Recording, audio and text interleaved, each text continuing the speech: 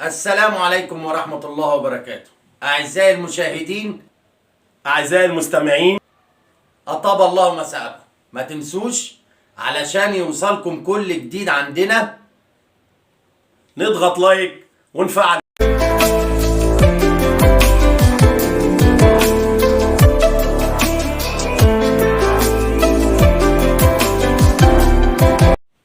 حلقتنا اليوم مستضيفين فيها أخوي حسام الصعيدي. أهلا وسهلا. أهلا بك يا حاج أشرف، وتشرفت إن أنا في القناة بتاعتك. النهاردة هنتكلم على شوية أخبار سريعة تخص الكرة المصرية. البقاء لله. في مين يا حاج أشرف؟ في الكرة المصرية. لا، يبقى الدوام لله.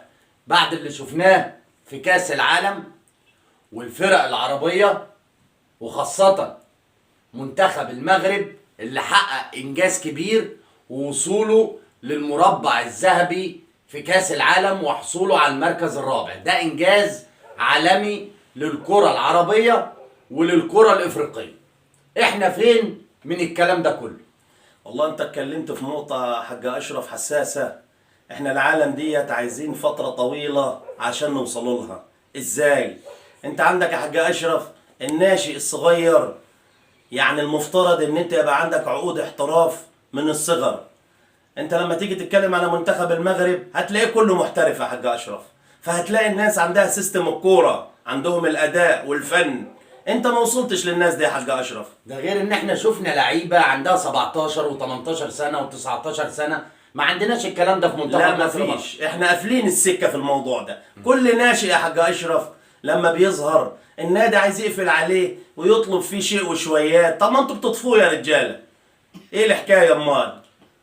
يبقى فعلا البقاء لله. الدوام لله. في خبر جالنا احزننا كلنا واحزن كل جماهير الكره المصريه بكافه انتماءاتها، سواء اهلاوي او زملكاوي. جالنا خبر اصابه مفاسد اكرم توفيق في تمرين النادي الاهلي، وتم نقله للمستشفى، والاصابه في الركبه.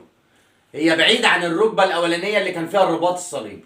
ربنا يستر على اكرم توفيق وما تكونش رباط صليبي تاني. والله يعني هنتمنى، لان اكرم توفيق كل مصر كلها وافريقيا والعرب كله يعشق هذا اللاعب، لان اللاعب ده يا حاج اشرف عنده روح قويه وفيدانا احنا في المنتخب الوطني. من لعيبه الرجاله فعلا. نتمنى ان شاء الله ان هي تكون اصابه خفيفه ويرجع لنا بامر الله اكرم توفيق. ان شاء الله يا رب يرجع بألف سلامه باذن الله يا رب. سالم غانم لفرقته ولكل جماهير وللمنتخب المصري باذن الله ان شاء الله. عايزين بقى نتكلم في المتعه اللي كانت امس، متعه مانشستر سيتي وليفربول اللي انتهت بفوز مانشستر سيتي في مباراه قويه 3-2. اتكلمنا عن المباراه كانت دي. بصراحة المباراة دي متعة في الفن والهندسة، هجمة هنا وهجمة هنا. الميزة الجميلة في المباراة دي اللي هي بتاعت الرابطة، ان رياض محرز ومحمد صلاح كانوا ظاهرين في المباراة واحرزوا اهداف. كانوا نجوم المباراه. كانوا نجوم المباراة بصراحة. بس السيتي تقيل. السيتي تقيل. انت بتتكلم في لعيب اللي اسمه دي بروين ده يا حاج اشرف. لا، فنان. كيفن دي بروين. فنان فعلا. خلينا نتكلم بصراحة كورة. فعلا ده غير جوارديولا. جوارديولا ثعلب. فعلا. ثعلب متعونا. انا فعلا امبارح نظري تعبني من كتر ما انا ببص يمين وشمال. هجمه يمين وهجمه شمال. الكوره مش عايزه تطلع قوي. الكوره ما بتوقفش. لا، مفيش لعيب بتنزل له الاسعافات ونجري ورا بعض حلق حوش ويرجع عندنا بيبقى لودر عايز يشيل اللاعب. مفيش تضييع وقت. لا، ايه الكلام ده؟ الناس ليها سعر يا حاج اشرف، ده اللي بنتكلم عليه. كوره ممتعه بجد، كوره ممتعه بصراحه. عايزين نتكلم بقى في مشكله الحكام والمشكله اللي بتثيرها نادي الزمالك وقناه نادي الزمالك على كلاتنبرج رئيس لجنه الحكام، وعمالين بيقولوا ان احنا عايزين نمشي كلاتنبرج ونجيب يعني رئيس لجنه يكون حكم مصر. ايه الميزه في كده وايه اللي يخص نادي الزمالك في كده؟ والله يا حاج اشرف لما نتكلم على كلاتنبرج رئيس الحكام، خلينا نتكلم بصراحه، هي مفيش اضافه جديده في الحكام. هو الوضع وهو الكلام وهو النظام. احنا عايزين نتفرج على تغيير. بس خلينا برضو نقول ان احنا بعدنا عن الشبهات. يعني زي ما بنستخدم حكام اجانب، حتى لو الحكم وحش بنقتنع بكلامه. يعني انا هكلمك على حاجه، خلينا نتكلم بصراحه. مباراه فاركو، تمام.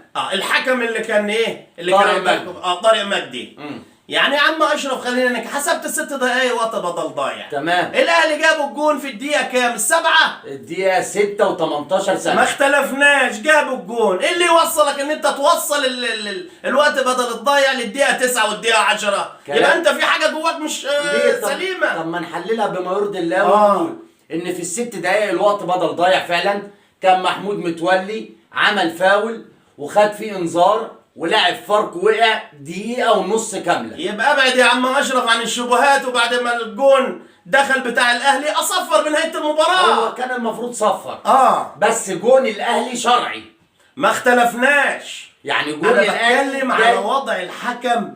انا راجل لقيت خلاص الوقت انتهى والاهلي حط الجون، الاصول بتقول هسنطر واصفر. هو دي حب يجامل فيها فاركو شوية. لا، اخطا. اخطأ طبعا، لان افرض فاركو تعادل، كانت هتبقى مشكلة. هتحصل مصيبه. وده اللي الحكام المصريين بتوعنا بيحبوا يجاملوا فيه عشان نبقى صراحة. خلينا نتكلم بصراحه. عشان نبقى خطا. كاس العالم للأندية واختيار النادي الأهلي للمرة الثامنة في كاس العالم للأندية، ده طبعا إنجاز مشرف. إيه اللي مزعل نادي الزمالك في الموضوع ده؟ احنا مش مزعل نادي الزمالك يا عم اشرف. احنا لما نيجي نتكلموا، هو الاهلي شرف لينا كعرب وكمصريين وكافريقيا ان الاهلي بيشرفنا هناك. تمام. سليم.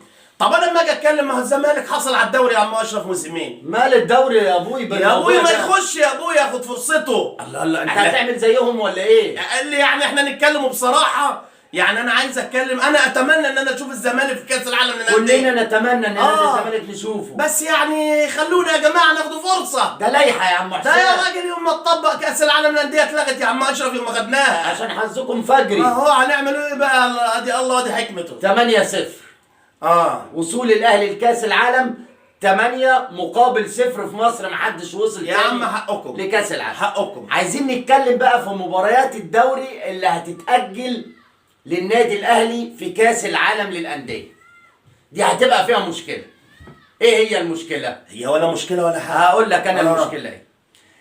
النادي الاهلي بيطالب بحقه. زي لو نادي الزمالك مثلا لعب مباراه اثناء كاس العالم للانديه، والمباراه اللي بعدها مثلا ب5 ايام، والمباراه اللي بعدها ب5 ايام، النادي الاهلي بيطالب ان انا لما ارجع من كاس العالم للانديه تديني نفس الفرصه. يعني لما الزمالك ياخد ما بين المباراه والمباراه 4 ايام او 5 ايام، الاهلي من حقه ياخدها. ده الفير بلاي. يا عم اشرف، احنا ليه واخدين على العاده القديمه؟ بتبص يا عم اشرف على الدوريات الاوروبا اللي بره، الفرقه يا عم اشرف كل 3 ايام بتلعب ماتش. ايه انا اجل 5 ايام و6 ايام و7 ايام؟ ليفربول يا راجل كل 3 ايام بيلعب ماتش. ما انت بتتكلم ان الفرقه المصريه، ما احنا عايزين نتطور من ادائنا بقى ونوصل للعالم دي. ما هو ده اللي مأخرنا. ما احنا قلنا احنا البقاء عندنا لله. مشاكل يا عم اشرف لازم تتعالج من الاساس، من الجدر. قلنا البقاء لله وبنحضر الدوام الكفن. لله. بنحضر احنا شفناه في الكفن. كاس العالم، الدوام لله بصراحه. نقطة أخيرة. عايزين عايزين نتكلم في اختيارات اللعيبة الأجانب للأهلي وللزمالك. إيه رأيك فيه؟ ولا لعيب يصلح سواء في الأهلي أو في الزمالك. خلينا أكلمك كورة. أمال أنا شايف الإعلام مسلط الضوء على النادي الأهلي بس ليه؟ لا لو أكلمك بصراحة، سامسون أنا شايفه لا يصلح لارتداء فلنة نادي الزمالك. في الضياع. إبراهيم نضاي جبناه، أنا مش فين يا ده كله إصابات. بنعالجه. بنعالج فيه، إحنا مش ناقصين، إحنا مش فاتحين مستشفيات إحنا هنا. وزكريا الوردي بالسلام. لا خلاص مشاه الراجل. ولما نيجي نتكلم علل الأهلي اللاعب البرازيلي، يا ابوي انا شايفه بصراحه لا يصلح. برونو. لا يا ابوي، لا ده درجه 6 ولا 7. برازيلي تايواني. تايواني برازيلي. فما فيش، خلينا نتكلم بصراحه. وبرسيتاو اصاباته لا تاو ولا ماو. ما عندناش غير علي معلول ودياب. يعني تمام في النادي الاهلي مش هنختلف على الاثنين دول. يلا عامة الضجة اللي كلها من الإعلام على النادي الأهلي وعلى كولر وعلى لعيبة النادي الأهلي وعلى إدارة النادي الأهلي، أنا عايز أقول لك إن النادي الأهلي أول الدوري العام المصري. بس يا عم أشرف مش هو الأهلي. انا معاك. خليني اكلمك بصراحه. أنا معاك. مش هو الاهلي اللي من كام سنه فاتوا. انا معاك، بس انا عايز نقطه اتكلم فيها. مم.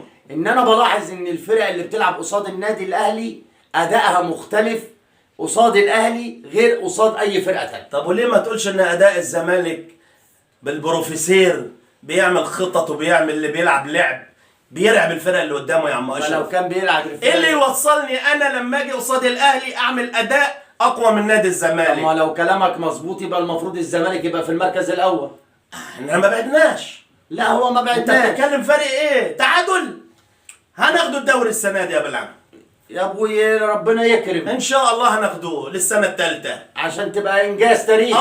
هيبقى انتوا عليه العوض ومنه العوض. ربنا يسترها ان شاء الله. ان شاء الله يا حاج اشرف. بكده نكون خلصنا حلقتنا النهارده، ان شاء الله. ونورتنا والله، وان شاء الله تشرفنا في كل حلقه باذن الله.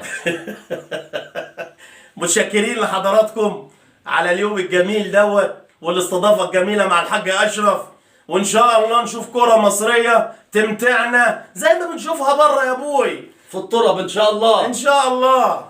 ما تنسوش علشان يوصلكم كل جديد عندنا نضغط لايك ونفعل الجرس.